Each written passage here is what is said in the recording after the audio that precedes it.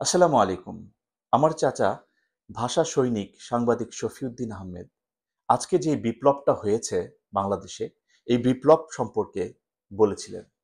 উনার মৃত্যুর পূর্বে আমি একটা সাক্ষাৎকার নিয়েছিলাম। কিছুদিন আগে উনি মারা যাবেন তার কিছুদিন আগে আমাদের বাসায় এসেছিলেন এবং আমি উনার কিছু কথা রেকর্ড করে রেখেছিলাম। সেই কথাগুলো আপনারা একটু শুনেন।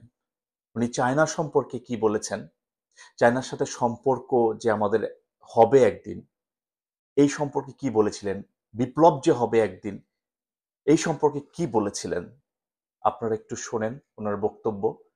ওনার বক্তব্যের একেবারে শেষের কিছু অংশ আমি আজকে প্রচার করছি আপনাদের জন্য। আপনারা শুনুন। একজন ভাষা সৈনিক, একজন দেশপ্রেমিক, যিনি দেশের জন্য যুদ্ধ করেছিলেন, যিনি দেশের জন্য তার জীবন বাজি রেখেছিলেন, যিনি সাংবাদিকদের জন্য পাগলের মতো ছুটে বেরিয়েছেন যতদিন তিনি বেঁচে ছিলেন, সেই সাংবাদিক শফিউদ্দিন আহমেদ, ওনার কিছু কথা, মৃত্যুর পূর্বে কিছু কথা আমি আপনাদের সাথে শেয়ার করছি। ২০১২ সালের কিছু কথা। ২০১২ সালে আমাদেরকে ছেড়ে চলে গিয়েছিলেন। আপনারা শুনুন, আর দেরি করব না। আপনারা ওনার বক্তব্যের শেষ অংশটা একটু শুনে দেখুন। ইতিহাস কাউকে ক্ষমা করে না, ইতিহাসের গতিকে রোধ করতে হয়েছে। ইতিহাসের শিক্ষা ভুলে গেলে বিপর্যয় অবশ্যম্ভাবী।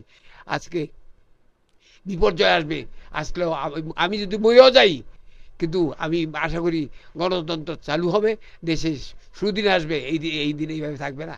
ইতিমধ্যে আমরা চায়নার সাথে আমাদের বিগ পাওয়ার, সাউথ ইস্ট এশিয়ার মধ্যে চায়নার সাথে বিগ পাওয়ার, এই বিগ পাওয়ার সাথে আমরা থাকবো এবং তাদের সাথে আমাদের রোড হবে 900 কিলোমিটার প্রত্যেক উঠছে। আমি কাটিং রাখছি।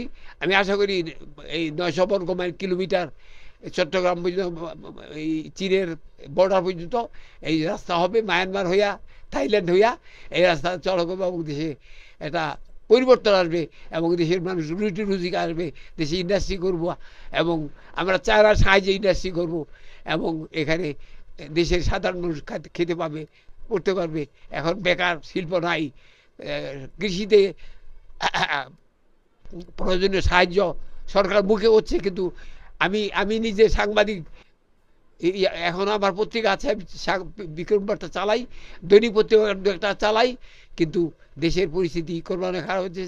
সাংবাদিকরা আজকে সাংঘাতিক হয়ে গেছে। আবার কোনো কোনো সাংবাদিকরা ভালো কাজ করছে, তার বিনিময়ে তাদের গ্রেপ্তার করতেছে, তাকে মারপিট করতেছে, কিন্তু এই দিন থাকবে না। এই দেশ আবার পুনরায় মুক্ত হবে এবং দেশ স্বাধীন হবে। দেশের মানুষ রুটি রুজি করবে, কেউ খাবে কেউ খাবে না তা হবে না, সবাই খাবে, সবাই রুজি করবে, সবাই খাবে। আমি আবার জীবন সায়নে এসে গেছি। গত 6 অক্টোবর